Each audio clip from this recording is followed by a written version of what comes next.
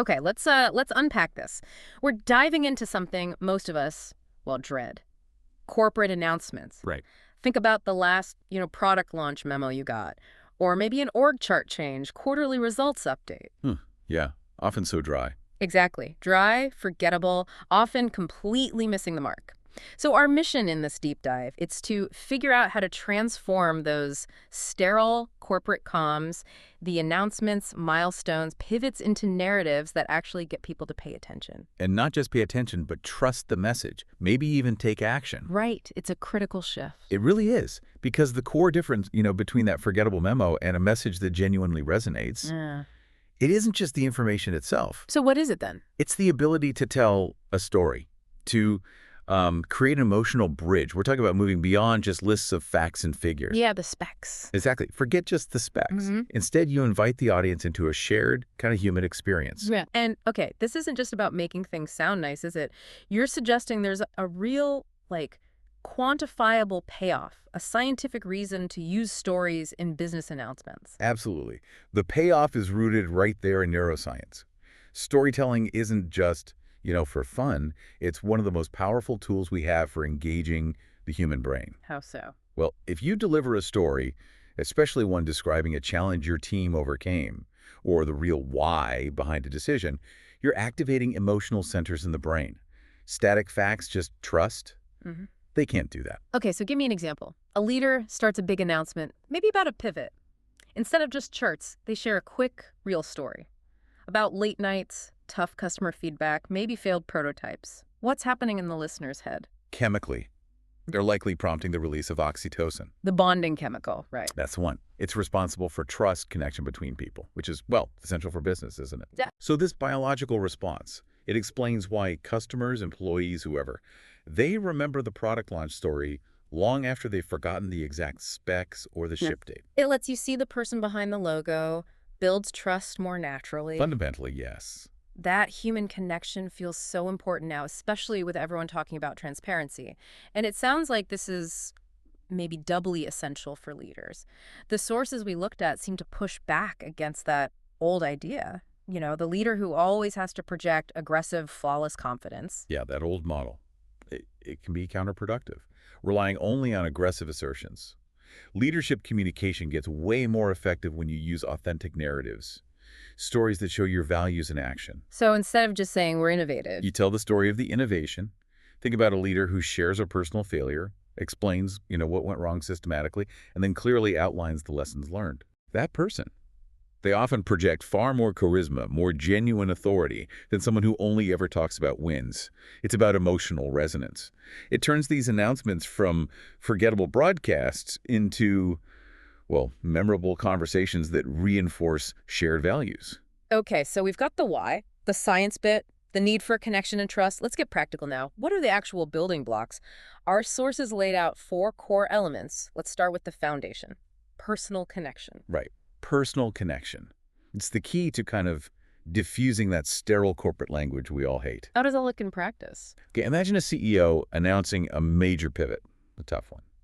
Instead of just market analysis and bullet points, they need to share something real. The sleepless nights, maybe those difficult conversations with co-founders, or the exact moment they realized the old way wasn't working. You're inviting people into the journey. Exactly. Making the message resonate not just strategically, but personally. Which ties right into the second element, vulnerability as strength. This one still feels risky. In a results-driven world, doesn't admitting mistakes just look weak? To investors, competitors. Yeah, that's the perception, but it's subtle. We're not talking about, performative weakness or just complaining. Okay. We mean showing strength through honesty. When you acknowledge real challenges, maybe openly discuss lessons from a failed project, like an acquisition that didn't work out, you show you value learning over pride. And the research, people like Brené Brown have shown this. People don't follow leaders who seem perfect and untouchable. They follow those who show their humanity, their resilience, real vulnerability. It can be a massive trust accelerator. Okay, I buy that. Now, the third element, and this is where I think most business communication falls flat, anecdotes over data. We see the slide. Customer service improved 40%, and it just washes over you. Instantly forgettable, right? Anecdotes are what breathe life into those abstract numbers. If you want people to feel that 40% improvement, you have to turn the statistic into a story. So instead of the number, you tell the story of Sarah. the frustrated customer, right? Her repeated issues made her hate the brand. But then, a specific, empathetic fix by your team didn't just solve the problem. It turned her into this huge advocate. That paints a picture. Exactly. Specific, detailed examples create mental images. They stick. They make the data mean something. And the last one bridges digital and physical. Body language amplification. Crucial for video, for in-person stuff, because you're telling two stories at once, right? Verbal and physical. Precisely. Your posture, your gestures, facial expressions. Yeah. They have to align with what you're saying. So if it's exciting news... You lean forward a bit, maybe. Use open gestures, open arms. Signals enthusiasm, invitation. But if it's difficult news like a necessary layoff, you need steady eye contact, a grounded, stable stance. That communicates trustworthiness, resilience, even when the news is hard. Because if the words say confident, but the body language is all tense... People trust the nonverbal signal every single time. Okay, so those are the ingredients. Now, the architecture. The story arc. How do leaders actually structure these announcements to guide people from curiosity through understanding all the way to action? Yeah, the structure is, well, it's non-negotiable, really. You need a clear beginning. Sets the context, clearly introduces the challenge, grabs attention right away. So, paint a picture of the status quo. Why this announcement now? Exactly. Establish the stakes immediately. Why should they keep listening? And then the middle, which, let's be honest, is usually the most boring part of a corporate memo. This is where you need to build tension, keep people invested. Absolutely. The middle section is where you develop that tension, maybe some surprise. Okay. If you're announcing a product, don't just show the final thing. Talk about the obstacles. The struggles? Yeah, the technical glitches you found, the prototypes that failed miserably, the unconventional solutions you had to try, maybe that aha moment that changed everything, that sense of struggle and discovery. It breaks the predictability. It makes it human again. And then the ending. It can't just fizzle out with a thank you slide. It needs power. It needs to crystallize the whole point. It really does. A powerful conclusion has to do two things. Crystallize the significance, the so what, and provide a clear path forward. Okay, so what does that look like? It means your ending needs a concrete, unmistakable call to action.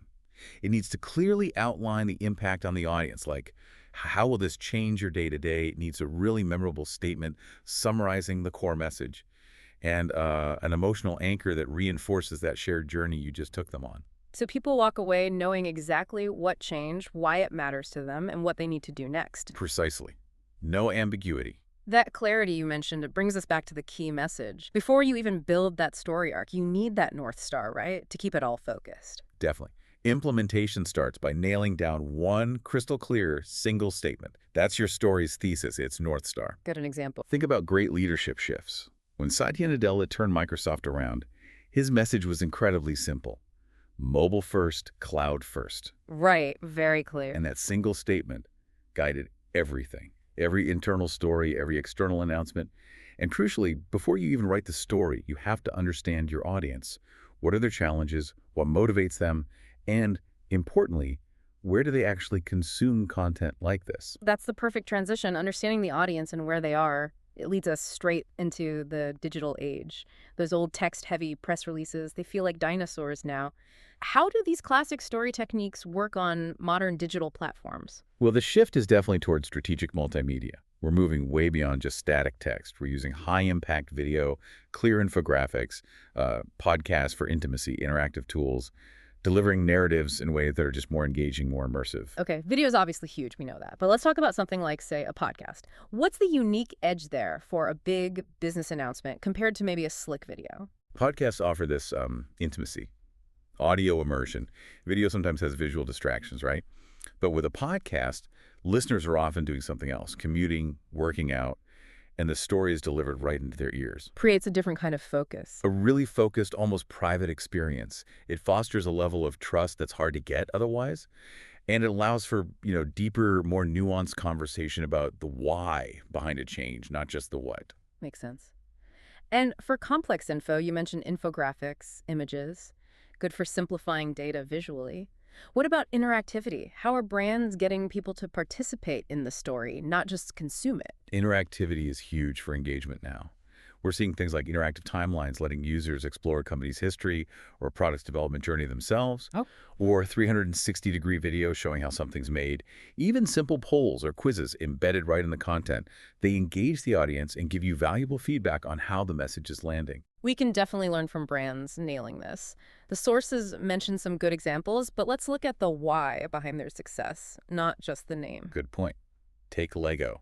They're masters, not just by making great content, but through user-generated stuff. Yeah. UGC campaigns. They invite customers to share their own builds. So the customers become part of the story. Exactly. It turns playing with Lego into this collective, evolving brand narrative. Yeah. Reinforces connection. Nike, they don't just show shoes. They use video for real athletes' journeys, the challenge, the breakthrough. Focuses on the emotion, the dedication. Right. Inspires action way better than just tech specs. Yeah. And Airbnb. They heavily feature host stories, unique guest experiences. Using beautiful video, interactive maps, it turns booking a room into something vivid, human. Okay, so story and format are locked in. Distribution is next. You can have the best story, but if nobody sees it or sees it in the wrong place, It fails. Yeah. That's the final piece of the digital puzzle. You have to adapt your format, your tone, for each platform, but keep that core message consistent. Well, for B2B stuff, professional milestones, LinkedIn's probably key. Needs detailed articles, maybe professional video. For visual, behind-the-scenes stuff that builds culture, Instagram, TikTok are great. So the same story looks different everywhere. Yeah, a video announcement on Instagram might become a detailed, data-rich article on LinkedIn. Same core story, different lens for the platform. And don't forget email. Still crucial for deep dives, personalized stuff, reaching people who've already opted in. Okay, campaigns out there. How do we know if it actually worked? We need data, right? Proof it was worth the effort. What metrics matter beyond just likes? You got to look deeper. Focus on engagement metrics. Shares, comments, video completion rates, did they stick around? Time spent on page. That tells you if the story held interest. And qualitative stuff, too. Absolutely. Collect audience feedback surveys, sure, but also analyze the tone of comments. What are the emotional reactions? Are there trust signals, concerns? You need to listen. And then connect it back to the business bottom line, the ROI. Yes, the ROI analysis is essential. Link the narrative effort to actual business results. Calculate the cost versus things like lead generation, conversion rates, sales lifts that came from traffic spikes after an announcement. Track brand sentiment, too. Definitely. Use social listening tools. Storytelling isn't just a nice-to-have creative thing. It's a core business strategy. Needs measurement. Okay, last big area, risk management. What's the single biggest pitfall leaders face when they try to do this authentic storytelling thing? The authenticity pitfall. Yeah. Without a doubt. The narratives have to genuinely reflect company values, real experiences. If leaders try to fake it, force emotional connections with made-up stories, invent struggles, audiences smell that insincerity a mile off. And lose trust instantly. You lose massive credibility. Yeah. And that's way harder to get back than it is to lose in the first place. That lack of genuineness probably leads to other issues too, right? Like hitting the wrong emotional note. Exactly. You have to avoid being overly sentimental or too self-congratulatory. Yeah. The stories need to focus on the impact on the customer, the community, not just patting yourselves on the back. And consistency across platforms. That's another one. Keeping a coherent voice while adapting the format, tricky. You can't just dump a long, text-heavy story onto TikTok. You ignore the platform context, you alienate people immediately. Wow. Okay, this has been incredibly clarifying. We've gone from, boring memos to seeing how structured storytelling can actually turn announcements into memorable experiences, build real connection, real trust. It really is arguably one of the most valuable leadership skills today. And the good news, it takes small, systematic steps. It's not a total personality change. So how can someone start? Start small. Pick one upcoming announcement. Yeah. Just one. Use a basic story structure, beginning, middle, end. Find one genuine personal story that really supports the core message. And then just deliberately pick the one digital format that best fits that story and that audience. That sounds manageable. That's fantastic, actionable advice. And maybe, as you move forward, think about this. When you look at the announcements from leaders, you really follow CEOs, politicians, whoever, ask yourself, what specific narrative element? Was it the vulnerability they showed, a really specific anecdote? Or that structure taking you through failure to breakthrough? What was it that actually made you want to move from just listening to actually acting on what they said?